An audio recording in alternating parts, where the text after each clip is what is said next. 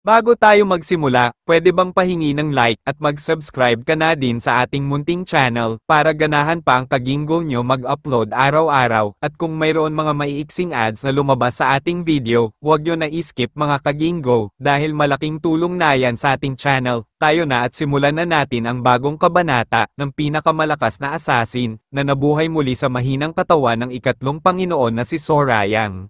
Sa nakaraang kabanata, tinuruan ng Demon Lord ang ikatlong batang Panginoon at binigyan ng payo upang mapabuti ang kanyang martial arts. Masaya si Hajen dahil sa di inaasahang kabutihan at pabor na kanyang natanggap mula sa Demon Lord. Samantala nagkita rin sina Mudam at Ho Yusong at pinag-usapan ang tungkol sa kanya, ngunit clean arrow ni Yusong na wala siyang pinapanigan sa mga tagapagmana. Sa di inaasahang pagkakataon ay bumisita naman ang Penal Law Hall Master na si Gogo kay Hajen upang humingi ng tulong sa plano niyang dakpin ang isa sa mga disipulo sa darating na Mara Festival.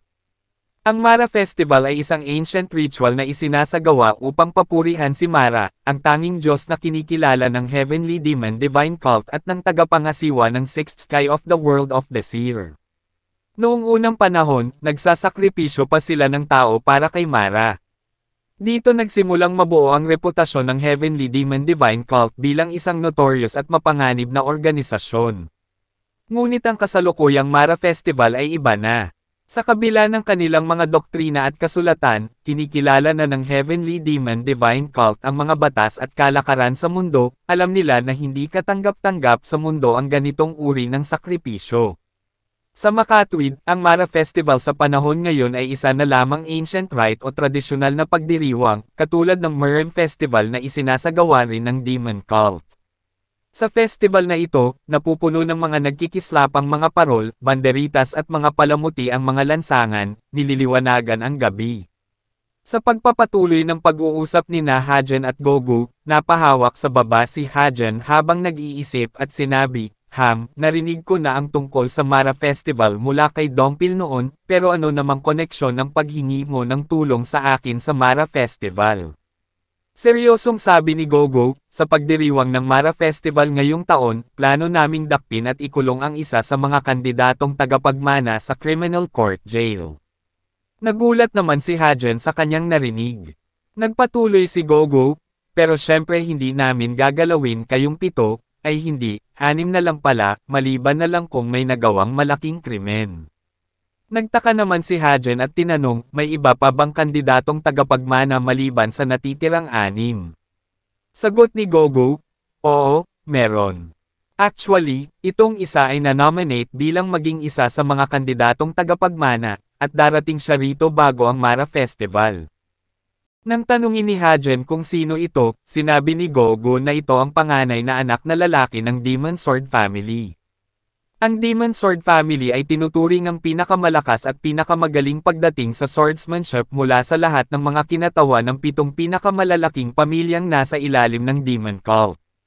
Napaisip si Hajen, ang panganay na anak na lalaki ng Demon Sword Family ay magiging isang kandidatong tagapagmana gaya namin. Ngayon ko lang nalaman ito. Naiisip ko pa lang, nayayamot na ako. Nais malaman ni Hajen kung bakit niya ito planong dakpin, kaya nagtanong siya, pero bakit niyo siya kailangang ikulong? May ginawa ba siyang mali? Sinabi ni Gogo, ninakawan at pinagpapatay niya ang 7 mananampalataya ng Demon Cult na ito at na-frame up ang isang inosenteng demi-demon para sa krimen na kanyang ginawa. Nagkaroon ng malaking pagkakamali ang templo. Buhay pa rin at malayang nakakakilos ang tunay na may sala, habang ang isang inosenteng demi-demon na ginawa ang lahat ng kanyang makakaya at inalay ang kanyang buhay para sa Demon Cult ay naparusahan sa isang pagkakasalang hindi niya naman ginawa. Laking gulat ni Hajen sa narinig na revelasyon, kaya naman ngayon ay nauunawaan na niya kung bakit gano'n na lamang nito nilunok ang kanyang pride para humingi sa kanya ng tulong. Dagdag pa ni Gogo, ito ay isang kahihiyan sa templo, kaya mas lalong dapat mahuli at maparusahan ang hayop na yon. Kailangan namin siyang madakip at ipadala sa namatayan at nagluluksang pamilya ng Demo Demon na namatay ng walang hustisya. Sumeryoso ng tingin si Hajen at naisip niya na imposibleng magsinungaling ang tipo ni Gogo. Sa tingin niya ay nagsasabi siya ng purong katotohanan. Tinanong niya ito, so paano mo siya pinaplanong mahuli? Nakakunot ang noo at tila pagod na sa pag-iisip ng paraan, sumagot si Gogo, sa totoo lang ay hindi ko alam. Kaya agad kitang hinanap at nagtungo ako sayo. Pagkatapos ng naging pag-uusap ni Hajen at Gogo, agad na nagtungo si Hajen sa Internal Enlightenment Facility ng Heavenly Demon Divine Cult, at binisita ang tagapangasiwa, si So-Yeon Sim. Naghihintay si Hajen sa isang silid habang umiinom ng tsaa nang biglang dumating si So-Yeon Sim. Sabi ni Hajen, siguradong abala ka ngayon, ipagpaumanhin mo sana ang biglaan kong pagbisita. Sabi naman ni So-Yeon Sim, wag mong sabihin yan. Ako pa nga ang dapat humingi ng pasensya at pinaghintay ka. Sabi ni Hajen, ang dahilan kung bakit ako nagpunta rito, ay dahil may nangyaring hindi tama. Nang tanungin ni So-Yeon Sim kung ano ang nangyari, dito nagsimulang magkwento si Hajen, 2 taon ang nakakaraan, ang isa sa mga taga-silbi na nagtrabaho sa ilalim ng Internal Enlightenment Facility ay walang awang pinatay, tama. Kailangan ko ng impormasyon tungkol sa biktima. Nakakunot ang noo, tinanong siya ni So-Yeon Sim, ito ba ang dahilan kung bakit ka nandito ngayon? Sabi ni Hajen, alam mo na iba ang tunay na may sala, hindi ba? Gulat na tanong ni So-Yeon Sim, paano mo nalaman ang tungkol dito? Humingi ba ng tulong sa'yo ang Penal Law Hall? Napangiti naman si Hajen at sumagot, ang bilis mong nakagets. Biglang tumalim ang tingin ni So-Yeon Sim habang nakakunot pa rin ang noo, at nagtanong, nalaman mo ba ang tunay na pagkatao ng tunay na salarin? Sino ito? Ngunit sinabi ni Hajen, hindi ko maaaring sabihin sa'yo. Dahil sa kanyang narinig, kumawala mula kay So-Yeon Sim ang matinding puwersa ng demonic energy, dahilan upang mabasag ang tasa ng tsaa na nasa mesa. Napansin ito ni Hajen at naisip niya na bagamat ilang taon na ang lumipas, hindi humupa ang galit nito dahil sa kawalang hustisya sa pagkamatay ng kanyang tauhan. Ito ay isa sa mga patunay na sa kabila ng kanyang matapang at istriktong reputasyon, si So-Yeon Sim ay isang mabuti at mapagmalasakit na pinuno. Nang makita ang intensyon ng ikatlong batang Panginoon, kahit hindi nito sinabi sa kanya ang confidential na impormasyon tungkol sa pagkatao ng may sala, ay hindi siya nagdalawang isip na ibigay ang mga hinihinging impormasyon ng batang Panginoon, sa pag-asang isang araw ay maliwanagan ang lahat sa malagim na pangyayari at mahayag sa wakas ang tunay na salarin. Agad niyang ipinakuha ang 5 scrolls at ibinigay kay Hajen. Nilalaman nito ang lahat ng mga impormasyon tungkol sa biktima, maging ang mga pinakamaliliit na detalye. Nagpasalamat naman si Hajen sa pakikipagtulungan ni So-Yeon Sim sa kanya. Pagkatapos ng kanilang pag-uusap at nang makuha ang pakay niya, agad din siyang nagpaalam upang umalis. Habang naglalakad ang ikatlong batang Panginoon ay pinagmamasdan siya ni So-Yeon Sim na nakatanaw sa balkonahe ng silid kung saan sila nag-usap. Napansin niya na walang anumang binanggit ang ikatlong batang Panginoon ukol sa Mara Festival nang mag-usap sila.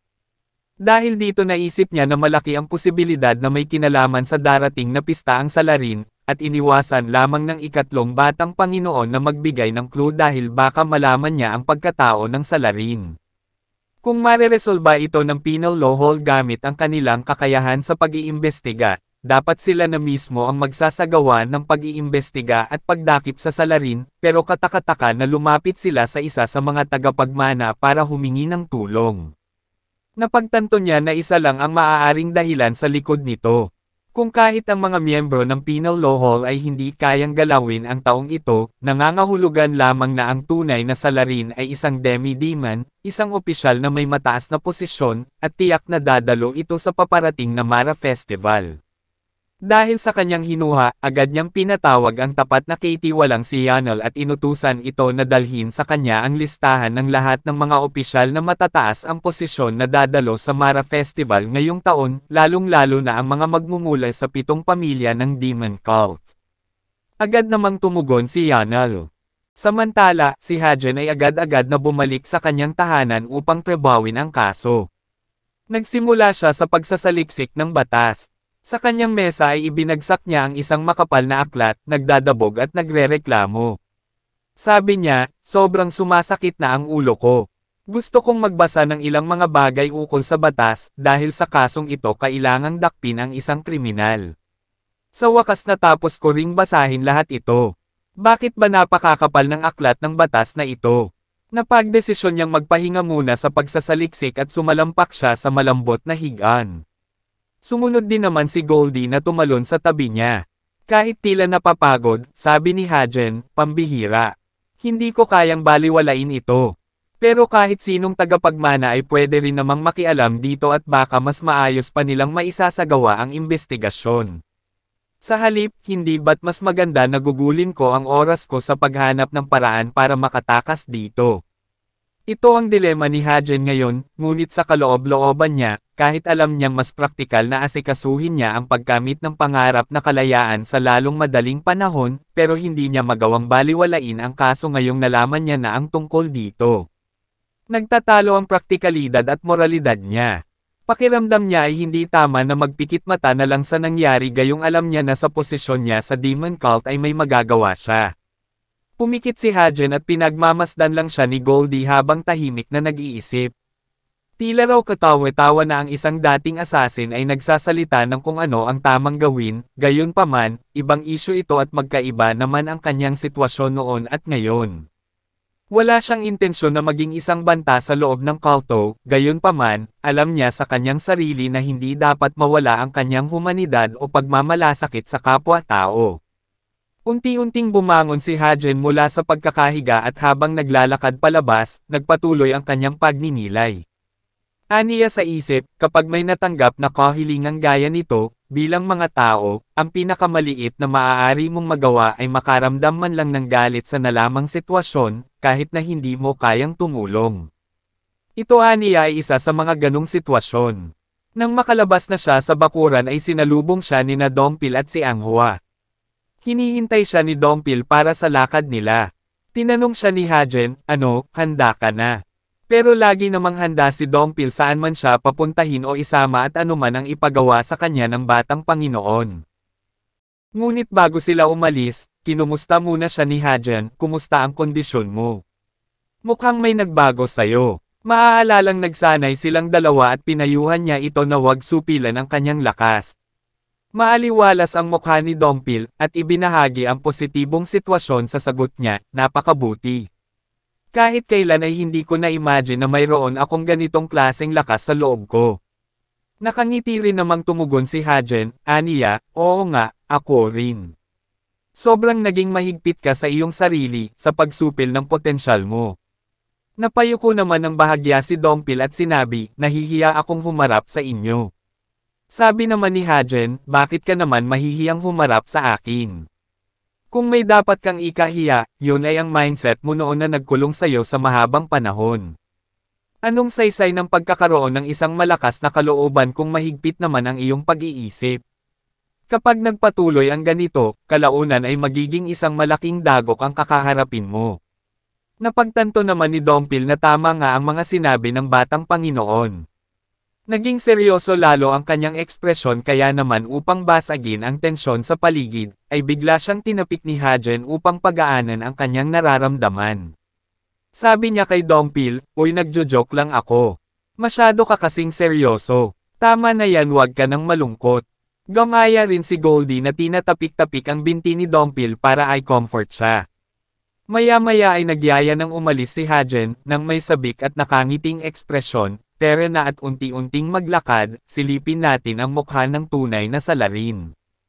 Di nagtagal, narating din nila ang kabisera. Abala ang mga lansangan, puno ng mga palamuti at nagdagsaan ang maraming tao na nagkakasiyahan sa iba't ibang panig. Ang mga nakabiting parol ay nagkikislapan, kahit na maliwanag pa ang araw, na para bang sumasayaw sa ihip ng hangin. Sa bawat kanto, nakalinya ang mga stalls na nagbebenta ng iba't ibang pagkain at produkto, at ang amoy ng mga nilulutong putahe ay sumasabay sa alingaw-ngaw ng mga tawanan at ingay ng mga nagtitipon. Aliw na aliw si Hajen habang naglalakad at iniikot ang kanyang paningin sa paligid. May hawak siyang chicken skewers na binili mula sa isang stall, at masayang kumakain habang sinasabi kay Dongpil, wow, ganito ba lagi sa Mara Festival? Ang saya pala dito. Kaya pala excited si Anghua na lumabas at pumasyal. Buti na lang pinag-day off ko siya ngayong panahon ng festival. Habang kumakain, sabay sabi ni Hajen, Dongpil, ang sarap ng chicken skewers na to. Bakit di ka kumakain? Tahimik lang si Dongpil habang inobserbahan ang batang Panginoon, at inisip niya sa kanyang sarili, hindi ko akalain na magiging ganito kasaya si batang Panginoon, parang isang bata. Samantalang lagi siyang tensyonado at seryoso sa mga laban. Nang makarating sila sa gitna ng plaza, napansin nila ang pagtatanghal ng isang traveling theater. Namangha si Hajen habang nanonood, tila aliw na aliw sa kwento ng palabas. Ang kwento ay tungkol sa isang magaling na martial artist. Siya ang nag-iisang nakasurvive na miyembro mula sa bumagsak nilang pamilya, at nalampasan niya ang lahat ng mga pagsubok sa buhay. Kalaunan ay naging isa siyang bayani at tinagurian bilang pinakamalakas sa buong Jiangho. Sabi ni Hajen habang nanonood, obvious at predictable ang daloy ng plot, pero kahit mga cliché stories ganito, madalas masaya pa rin namang panoorin. Ang kanyang mga mata ay nagningning, na para bang bumalik siya sa pagkabata, saglit na nakalimutan ang bigat ng mga tungkulin at mga laban na naghihintay sa kanya. Maya-maya ay nakita niya sa di kalayuan si Yui Hanggrayan sa gitna ng maraming taong nanunood ng palabas.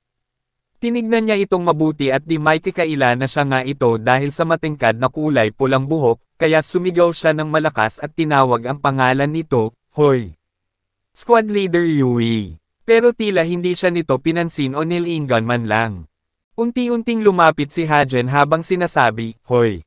Kapag tinatawag ka ng isang tao, dapat sumagot ka o lumingon ka man lang.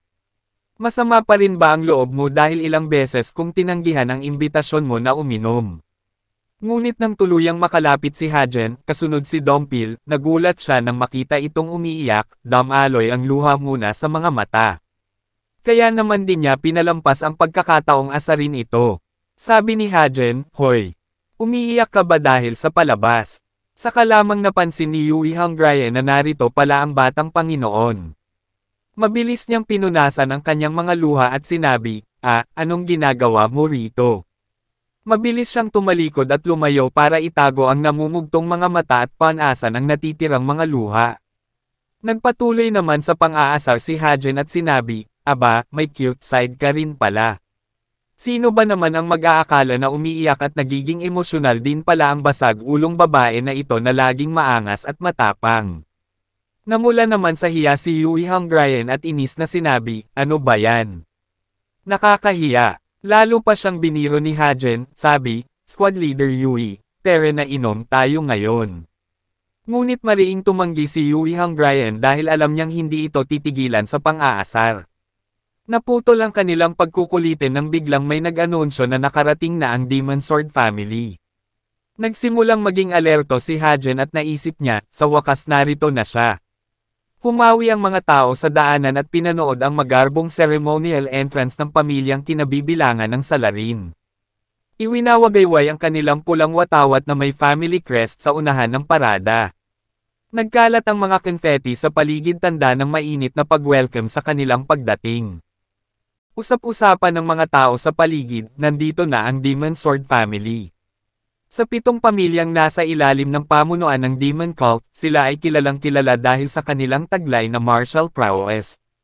Pinangunahan ng pinuno at patriarch ng Demon Sword family na si Ji Wunwei ang parada habang nakasakay sa isang maringal na kabayo. Ngayon na lamang muli dadalo ang Demon Lord family sa Mara Festival pagkatapos ng 3 taon. Kasunod Ji Wunwei na naglalakad ang 2 anak na lalaki, at sa kanilang likuran naman, nagmamarcha ang sandatahang lakas na tinatawag nilang Honorable Sword Force, ang elite squad ng Demon Sword family. Naging laman ng balitang kumakalat sa Divine Cult na ang panganay na anak na lalaki ng Demon Sword family ay itatalaga bilang isa sa mga disipulo ng Demon Lord ngayong panahon ng Mara Festival. Sa tabi ni Hajen ay tahimik na nanonood din si Dongpil. Namangha siya nang makita niya sa personal at malapitan ang martial arts ng Demon Sword family. Damang-dama niya ang mabagsik na aura ng isang martial arts master na nagmumula sa pinuno nila, ito ay aura ng isang taong nasa rurok ng kanyang kahusayan at habang papasok sa Demon Cult, dinadala niya ang kanyang sarili ng may di natitinag na dignidad. Presensya pa lamang ng pinuno nila ay puno na ng awtoridad. Sabi ni Dongpil sa sarili, "Buti na lang talaga nakasama ako rito, kung hindi ay hindi ko masasaksihan ito." Di mapigilan ang kanyang pagkamangha, sinabi ni Dongpil, "Batang Panginoon, ang presensya ng pinuno ng Demon Sword family ay higit pa sa inaasahan ko. Ngunit laking gulat niya nang pagtingin niya sa gilid niya ay wala na pala doon ang batang Panginoon. Hindi rin napansin ni Yui Hangrian na umalis ito. Saan kaya nagpunta si Hajen? Nagpunta lang naman siya sa gitna ng daanan ng parada, sa harapan ng Demon Sword family. Buong pagtatakang tanong ni Ji Wunwei sa kanya, "Ha? Sino ka?" Nakaharang si Hajen at walang takot na nagtanong, "Ikaw ba ang pinuno ng Demon Sword family?" Hindi sumagot si Ji Wunwei ngunit sinaman lang ito ng tingin. Gamit ang inosenteng boses at casual na tono, nagpatuloy sa pagsasalita si Hajen. Sabi niya, "Kamakailan lang, nagkaroon ako ng isang malubhang injury at nawala ang mga alaala ko. Maaaring nagkita na tayo noon, pero wala akong maalaala. Ano pa man, ikinagagalak kung makita ka." Sinabi niya ito habang tinuturo ang pinuno na maituturing na kawalan ng paggalang. Kaya naman seryosong sumagot si Ji Wunwei, "Hindi ko alam kung sino ka, pero naniniwala ako na alam mong malaking kawalan ng paggalang ang ginagawa mo ngayon." Kahit inosente ang kanyang mukha ay may nakatagong panunuya sa tanong ni Hajen, "Kawalan ng paggalang. Ano bang ginawa ko na kawalan ng paggalang?" Sabi ni Ji Wunwei, "Matabil din ang bibig mo, tutoy." Sumagot-sagot si Hajen, planong ipagpatuloy ang panunuya nito, "Tinatanong lang kita kung anong dahilan, pero sinabihan mo lang ako na matabil ang bibig." Ganyan ang ugali na lagi kong nakikita sa mga KJ na matatandang lalaki. "Matanda ka na ba?" Dahil sa narinig, biglang dumilim ang tingin ni Ji Wunwei at napuno ng madilim na aura ang paligid mula sa mga taga-elite squad na nasa likuran nito, na nagalit sa kanilang narinig na pambabastos sa kanilang pinuno. Samantala, tahimik namang inoobserbahan ni Hajen ang kanyang reaksyon, aba, matinding enerhiya ang lumalabas mula sa mga swordsman niya ngayon. Pero ang isang tigre ay hindi may intimidate sa isang lobo. Samantala, ang pinuno ng Demon Sword family ay nanatiling kalmado at mahinahon lang sa kabila ng provokasyon ni Hajen. Kalmadong sumagot si Ji Wunwei, "Hindi ko alam kung bakit ganyan ka at hindi na nagpapakita ng paggalang, pero bukas palad ko itong palalampasan sa ngayon kaya umalis ka sa." Naputol ang kanyang pagsasalita nang biglang sumabat si Hajen at mapanghamong sinabi, "Whatever. Magtatanong lang ako ng isang bagay. Bilang isang ama, kapag nasaksihan mo ang iyong anak na gumawa ng isang karumal-dumal na krimen, ano ang gagawin mo?" Biglang natigilan at naging alerto ang dalawang anak ni Ji Wunwei sa narinig dahil ngayon bigla silang nadamay sa usapan. Hindi agad nakasagot si Ji Wunwei kaya nang usisa pa si Hajen, "Mahirap bang sagutin ang katanungan ko?" Sabi naman ni Ji Wunwei, "Patakaran ko sa aking sarili na iwasan ang mga walang saysay na pakikipag-usap." Inangat ni Ji Wunwei ang kanyang kaliwang kamay mula sa pagkakawak sa renda ng kabayo at tinipon ang malakas na enerhiya sa kanyang palad. Naghulmang espada ito, at bagaman nakangiti ay may pagbabantang sinabi niya, "Ito ang unang araw ng Mara Festival, kaya palalampasan ko muli ang kawalan mo ng respeto. Ngayon, umalis ka na." Sa lakas ng impact at alon ng chi mula sa espadang enerhiya ay halos hangginin palayo ang mga taong nanunood sa gilid ng daan, ngunit napuno sila ng pagkamangha sa nakita. Ito ay tinatawag na Sword Surge Hand Technique, isa sa mga martial arts ng pinuno ng Demon Sword family. Lubhang namangha sina Dompil at Yui Hangrian sa taglay na lakas nito, kahit na kaunting sword energy lang ang ginamit nito para palakasin ang alon ng chi sa kanyang kamay. Samantala, si Hajen naman ay walang kakibot-kibot at di natinag o na-intimidate, at saka nagpatuloy sa panunuya. Humawak siya sa kanyang leeg at sinabi, "Sumakit ang leeg ko doon. Tama na yang mga hand techniques. Bilisan mo at sagutin mo na ang tanong ko." Dito nanlaki ang mata ni Ji Wunwei sa gulat, di inaasahan ang reaksyon mula sa kanyang kaharap. Tanong niya sa kanyang isip, ayos lang siya at ni hindi man lang naapektuhan. Kahit nasa harap siya ng Sword Surge Hand Technique ko at nasa pinakamalapit ko pa. Nagkunwari namang naiinip na si Hajen, at sinabi, "Ano ba yan? Mahirap ba talaga yung tanong ko? Bilisan mo at..." Sa pagkakataong ito, pinaladoy ni Hajen ang enerhiya sa kanyang katawan, at mabilis na iniangat ang kanang paa mula sa lupa. Lalong nabahala si Ji Wunwei at tanong sa kanyang isip, talaga bang gagamit siya ng martial arts sa harap ko? Aatakihin niya ba ako? Sumagot ka. Malamig ngunit puno ng awtoridad na sinabi ni Hajen, habang mabilis na ibinagsak ang kanyang paa sa lupa, dahilan upang mabiyak ang tinatapakan hanggang sa kinaroroonan ni Ji Wunwei. Lubhang nagitla si Ji Wunwei, hindi inaasahan ang napakalakas at katakot na puwersa at kapangyarihan nito. Kanina ay wala siyang pakialam sa pagkatao ng bumasto sa kanyang binata, ngunit ngayon ay naglaro ang isang bagong tanong sa kanyang isipan, sino ang binatang ito? Nagharap na si Hajen at ang Demon Sword family. Ano kaya ang mangyayari sa kanilang pag-uusap? At sino ang susunod na makakalaban ni Hajen? Malulutas niya kaya ang kasong ito? Abangan sa susunod na kabanata.